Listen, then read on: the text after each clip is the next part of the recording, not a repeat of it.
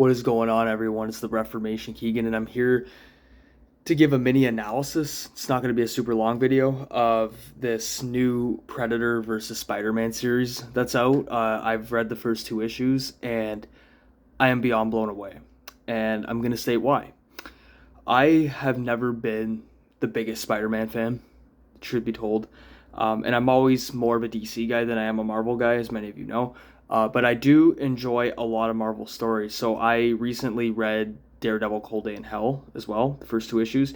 And I think that series is utterly brilliant. I'll probably do more future videos on it, but I really love this Predator and Spider-Man series. And I am a Predator fan. But for Spider-Man, for me, I love the original Tobey Maguire movies, especially Spider-Man 1 and Spider-Man 2. I think those are masterclasses in comic storytelling. But I have not really ventured much into Spider-Man comics just because of the cheekiness of the character and things of that nature. But I have grown more receptive and more warm to the character. Not that I hated the character, he just was not my cup of tea. Peter Parker himself was not my proverbial cup of tea as well. And I know there's different iterations of the character. Like I do like the Miles Morales Spider-Man too, but I just never really resonated with the character that much.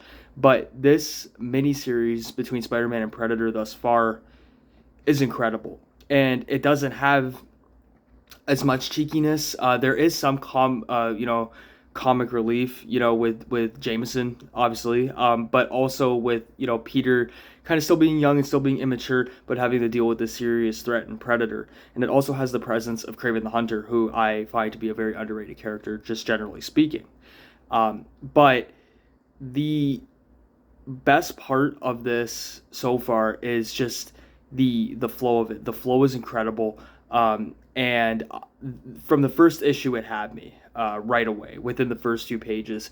This mystery angle that they've done is incredible. I think it's super well done. It's super well written. Benjamin Percy is a heck of a writer, and I really enjoy the pace that it's going at. So the visual imagery in this is on another level.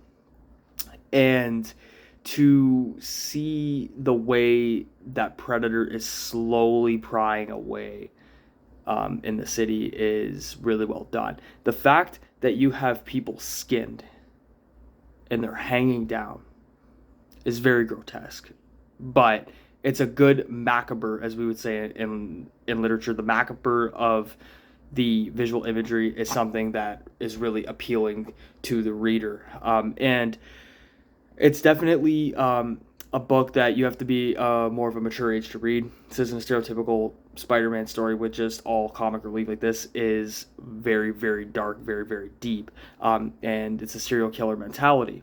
So if you're into that, if you're into crimes that are related to that in your literature, you'll like this. And it has a good mystery to it. I love a good mystery, and I do love true crime in general. So seeing this kind of story in Spider-Man is a really nice contrast.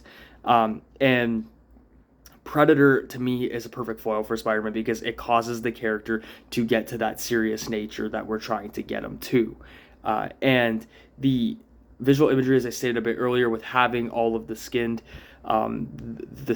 victims, is a very, very revealing connotation that I think is going to happen in the next two issues preceding this. So I really like where this is going, guys. And the one thing that I want to pick up on really quickly is the fact that Mary Jane on the bus is reading a play called A Streetcar Named Desire.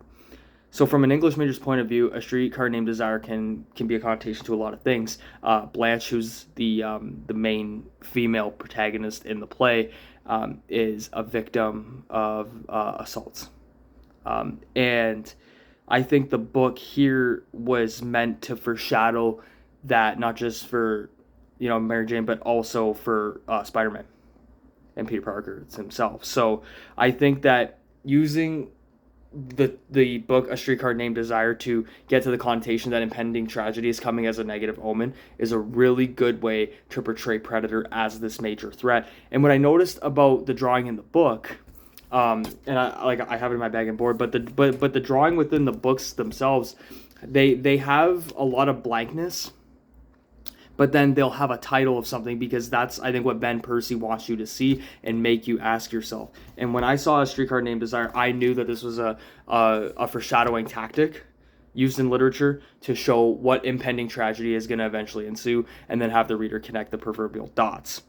So overall, I'm super excited to see how these last two issues play out, because the first two have been fantastic, and it has a slow burn story. And spoilers if you haven't read it, we see Predator in full at the conclusion of book two. But in the meantime, when he's skinning people, you can see that he's putting their face over his as a mask, almost like a Texas Chainsaw Massacre. So he takes the faces and puts them over his, and that is just terrifying to a lot of people.